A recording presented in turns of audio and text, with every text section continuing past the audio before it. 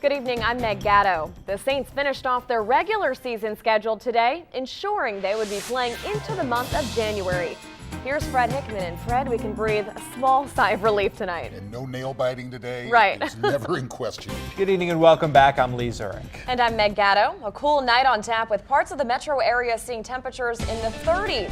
Well, Lee, people are certainly trying to stay warm tonight. Unfortunately, so many are still without power in Tangipahoa Parish. Here in the Riverwood subdivision where we're located just off Highway 22, power was restored just before 8 o'clock tonight, but the people we spoke to say this was still a major inconvenience for them tonight. Let's go back to M.Gatto at police headquarters. Well, John, police are looking for 19-year-old Akeen Scott, a man who they say has a criminal record and who is the suspect in yesterday's shooting, but who has not yet been arrested. Earlier this evening, the SWAT team executed a search warrant on a home in the 3600 block of South Roman Street. We were there just after the SWAT team finished up as detectives searched that home. And there were actually a couple of women there who were detained on the scene in handcuffs. But right now, NOPD Chief Ronald Surpass telling us he's not aware of any other arrests that have been made in the case. The SWAT team also visited 2 locations on Frenchman Street looking for Scott, but they did not find him there either. Now, the shooting yesterday happened at the intersection of Frenchman and Villeray Streets.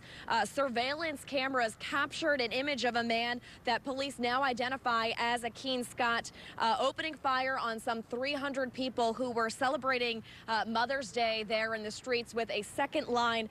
19 people were injured. Some were shot. Some suffered graze wounds. Others were injured trying to run away from the scene. But again, 19-year-old Akeen Scott is the suspect in this crime now, according to NOPD Chief Ronald Surpass. He has not yet been arrested. Chief Surpass urging the suspect to turn himself in and urging anyone in the community who may know anything about Scott or have any other information about this case to call Crime Stoppers. The number is 822-1111. There is a $10,000 cash reward in this case. John and Lee. To get an idea of how high the water was here inside Middendorf's, check out this table and you can see the watermark here.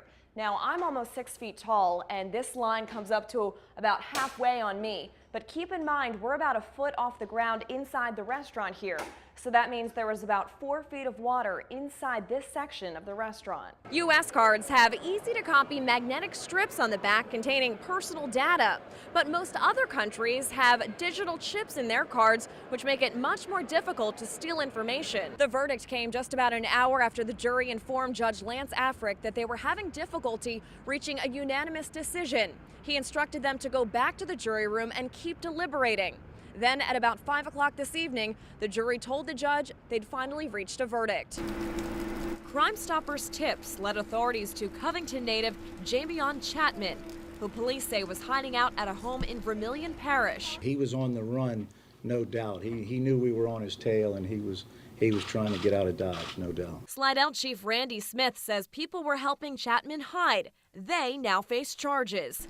Chapman's arrest comes just hours after he was named the prime suspect in the shooting that took 2 lives and injured 6 others. The individual we have in custody decided for whatever unknown reason to pull a gun out and shoot randomly into a crowd of about 75 people. The crowd was partying inside Shooter's Social Club Christmas night when a fight inside forced bouncers to kick everyone out. Chief Smith says Chapman randomly opened fire on the sidewalk, killing 22-year-old Errol Scott, known by his family as Roe, and 23-year-old Mark Womack. Outside the bar, a memorial for the 2 victims grows. Amongst the flowers and teddy bears, reminders of the vibrant lives these 2 young men each led. Smith says Chapman is cooperating with authorities and has remorse for what he's done. The chief also says Chapman admitted he wasn't targeting any of the 8 people that were hit by bullets. Smith calls this one of the most horrific shootings in Slidell history. You got 8 people shot, 2 dead.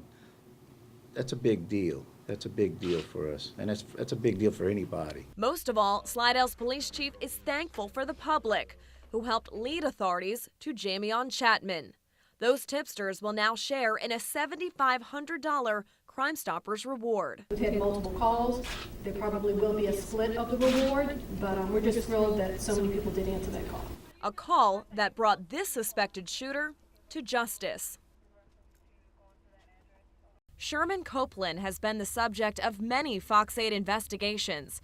In 2011, we first told you about allegations against the former state rep. Several subcontractors say they were stiffed by Copeland after his company hired them to rebuild a West Bank school after Katrina. We signed a contract in '08.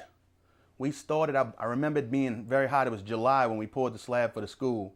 And then all of a sudden he said he couldn't make payment. Lyle Dublé is one of those subcontractors. He says he's owed hundreds of thousands of dollars by Copeland. Copeland is the only registered agent and officer of the Recovery Development Group. His company was hired by the West Bank Christian Center in Harvey to rebuild the school using FEMA money. But a legislative audit revealed the money was misused. In 2011, upset he wasn't being paid, Dublé turned to the Jefferson Parish Sheriff's Office. Last week, the Sheriff's Office issued a warrant for Copeland's arrest. He faces 2 charges: contractor fraud and misapplication of payments and theft. And I'm just thrilled that something's being done, that they're absolutely going to go after him. The warrant has been issued, and I'm just happy, very happy. My name's M.Gatto. I'm a reporter with Fox 8. I was here today to ask you if you knew that there's a warrant out for your arrest in Jefferson Parish for fraud involving a contractor. No. You did not know that? No. A spokesman for the sheriff's office says it's possible Copeland wasn't yet served with a warrant. But at his New Orleans home, we also questioned Copeland about the allegations dating back 2 years from Dublé and others. He had little to say. Subcontractors contacted us, said they were owed thousands of dollars from you.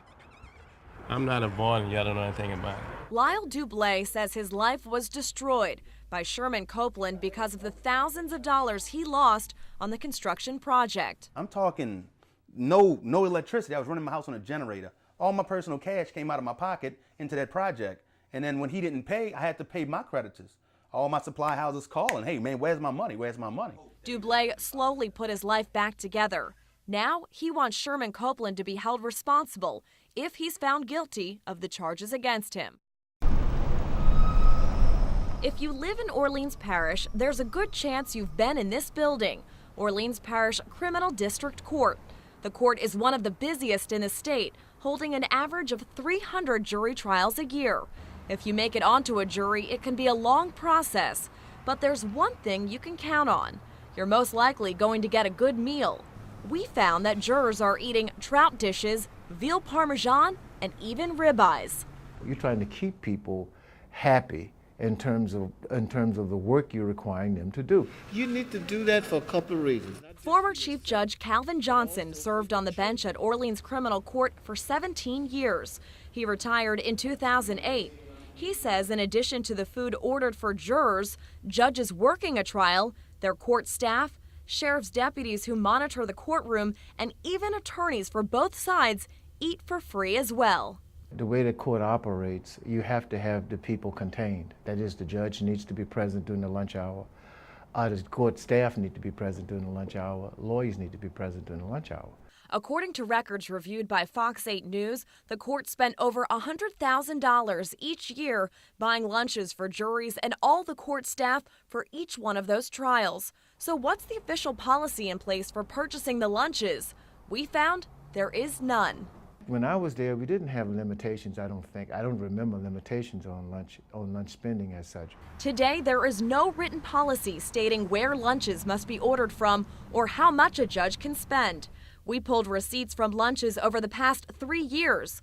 Among the restaurants most ordered from, Mandina's, Zia's on St. Charles, the House of Blues, and Sammy's Food Service. Many bills totaled $300, $400, $500 per day. This receipt is from a jury trial held in Chief Judge Camille Burris's courtroom in January of 2010. Lunch was ordered from Mandina's for the 14 jurors, the judge, and 15 others. Someone named Angie, listed under courtroom personnel, ordered a club sandwich and gumbo, totaling almost $20. A person listed as Kuhn ordered an almost $18 plate. And Lisa ordered shrimp gumbo totaling $30. A $30 gumbo to me doesn't pass the eyeball test. Something's wrong with that. Rafael Goyeneche, head of the Metropolitan Crime Commission, has spent decades working in and around criminal court. I worked in that system myself 30 years ago, and the nicest meal that I saw anyone get was a po' boy. Although there is no written policy in place, during our investigation, the court's judicial administrator, Robert Kasich, told us that he asked the judges to keep lunch prices to around $10 a person. He said he made this request a little more than a year ago. But receipts we looked at that were dated after his request show that didn't always happen. In Judge Robin Pittman's courtroom in April of last year, 5 people ordered lunches over $20 apiece. Also in April, Chief Judge Burris held a trial during which 4 people ordered lunches from Mandina's costing over $22 apiece. In this case, none of those people were jurors. They're either courtroom staff, attorneys, or sheriff's deputies. There are some examples here that are outrageous. And I think that if the court has a rule, then those rules need to be enforced. We attempted to ask the current judges about the money being spent on lunches, but Kasich told us no sitting judges would speak to us about this. Instead, Kasich offered up retired Judge Johnson, who, after looking at the receipts we pulled, agreed the judges aren't sticking to that $10 limit. To order $25 lunches is obviously inappropriate. Johnson did, however, defend the criminal court staff. When you add up what those people do on a daily basis back there, then you look at what they do based on that perspective, then what they do has some value. It has more value than a $10 lunch or a $15 lunch. While the staff may be working efficiently, Goyeneche says that doesn't mean the price of their meals has to be double the limit the judicial administrator suggested.